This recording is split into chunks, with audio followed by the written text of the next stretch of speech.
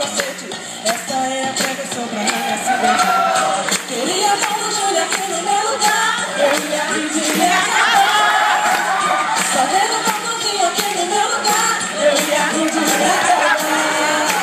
E pra quem está na sala, eu só vou lembrar que pra ajudar o meio ambiente vamos reciclar. O que uma sala não usar, outra vai usar. E o lixo nós também vamos separar.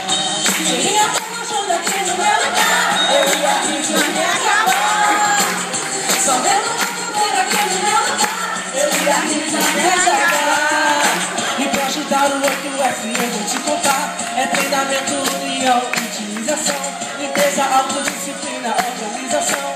Higiene ao desperdício vamos combater. Pra ajudar o 8F eu vou te contar. É treinamento, união, utilização, limpeza, autodisciplina, organização. Higiene ao desperdício vamos combater.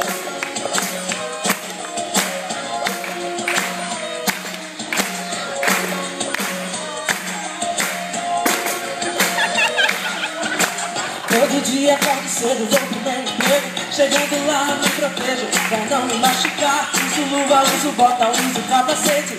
Essa é a prevenção pra não me acidentar. Queria dar uma ajuda aqui no meu lugar. Eu ia pedir e acabar. Comendo cada aqui no meu lugar. Eu ia pedir e acabar. E pra quem está na sala, eu vou lembrar que pra ajudar o meio ambiente vamos reciclar. Mas pra isso todo mundo vai participar. Vai de quem está no terra até o segundo andar. E pra quem está na sala, eu vou lembrar que pra ajudar o meio ambiente vamos reciclar. Mas pra isso todo mundo vai participar.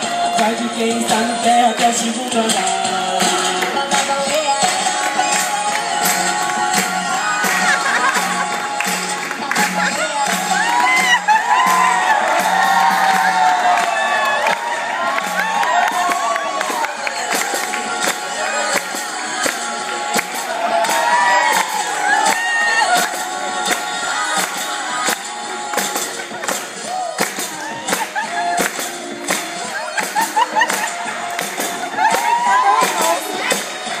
Baixou, baixou!